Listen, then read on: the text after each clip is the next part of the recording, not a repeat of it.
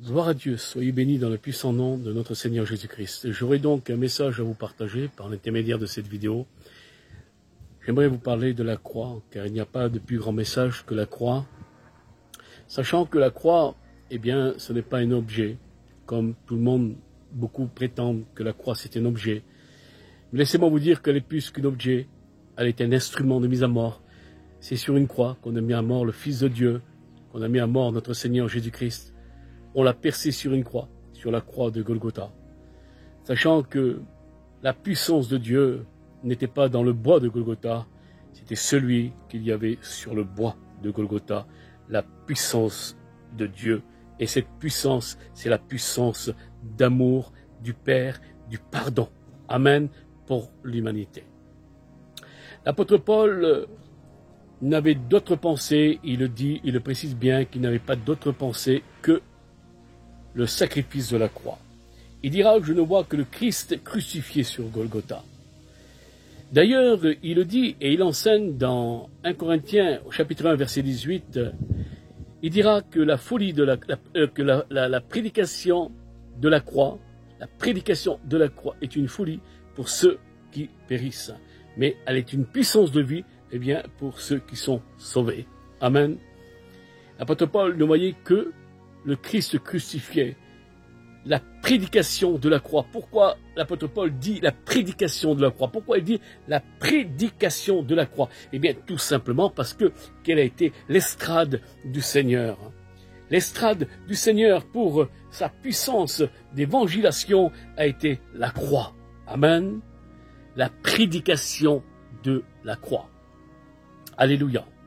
Et laissez-moi vous dire une chose qui est très importante à ce sujet. Lorsqu'il y avait, eh bien, ces deux brigands qui se trouvaient aux côtés du Seigneur. Jésus était crucifié au milieu, à sa gauche, à sa droite, il y avait deux brigands. L'un des brigands, eh bien, il s'est repenti. L'un des brigands, eh bien, a reconnu que Jésus, il était le Fils de Dieu et qu'il était son sauveur.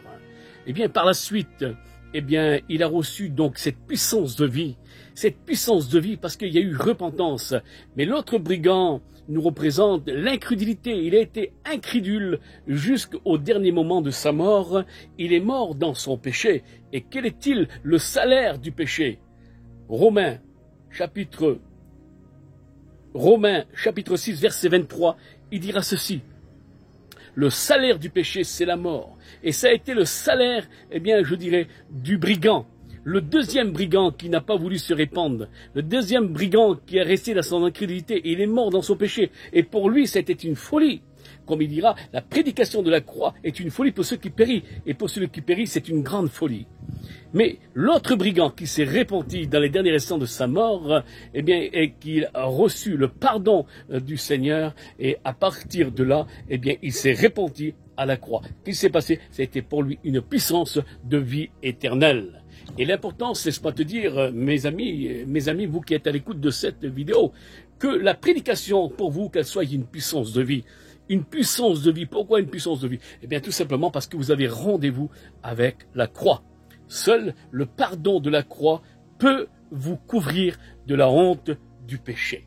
Pourquoi je dis cela? Eh bien, tout simplement parce que dans le jardin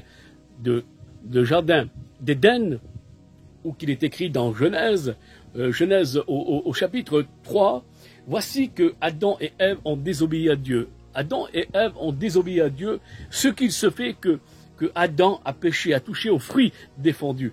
Donc le péché est rentré dans l'humanité à cause d'un seul homme qui a désobéi à Dieu, à cause de ce homme qui a péché. Donc Adam, qu'est-ce qui s'est passé? Eh bien Adam a été créé parfait, a été créé pur. Et lorsque Dieu a créé Adam, alors il a créé Adam avec tout son amour, il a créé l'homme, il a créé la race humaine avec tout son amour. Et voilà qu'Adam a désobéi à Dieu et Adam s'est retrouvé nu dans le jardin d'Éden. Alors, comme il s'est retrouvé nu, alors il a eu honte, Adam. Et voilà que Dieu va lui parler, il va dire, qu'as-tu fait, Adam? Et voilà que Adam commence à se cacher dans le jardin d'Éden. Et il va dire qu'il se cache parce qu'il est nu, parce qu'il a honte. Comprenez l'importance, parce que la nudité, c'est la honte.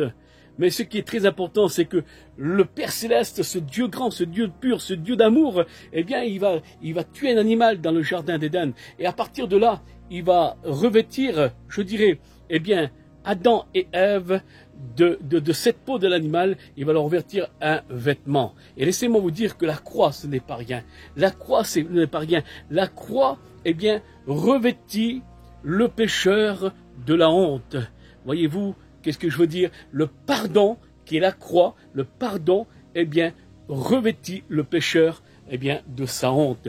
Pourquoi? Parce que Jésus sur le bois de Golgotha, eh bien, il a pris notre honte. Ce qui veut dire qu'il a été maudit à notre place. Jésus-Christ à la croix de Golgotha. Alors laisse-moi te dire, mon ami, toi qui écoutes, eh bien, cette vidéo.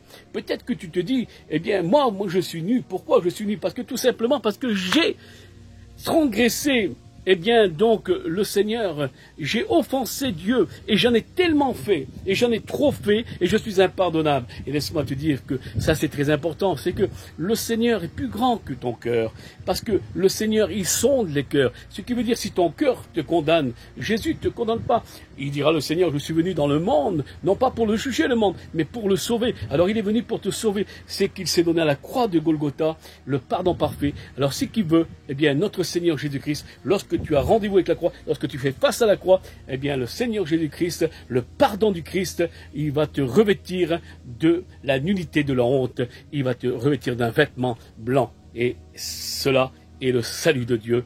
Et le Seigneur Jésus-Christ va te pardonner. Amen. Donc c'est pour cela que la repentance, c'est quelque chose de très grand. La repentance, faire face à la croix, la repentance, nous avons le monde entier à rendez-vous avec la croix. Laissez-moi vous dire que le péché abonde dans le monde.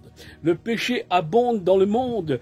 Le péché est au sommet. Nous vivons les derniers temps. Nous vivons les temps de la fin. Et ce que je vais vous dire à ce sujet, c'est que le péché abonde, mais la grâce, elle surabonde sur le péché. Pourquoi elle surabonde sur le péché? Parce que la croix de Golgotha, ce qui veut dire le pardon de Dieu, le Christ manifesté sur le bois de Golgotha, cette croix est encore au milieu de ce monde pécheur, où que le péché abonde. Et laisse-moi te dire, si tu fais face à la croix, si tu as rendez-vous avec la croix, eh bien, si tu es à l'heure, eh bien, à ce rendez-vous, et si tu fais face à la croix, alors tu recevras le pardon de tes péchés.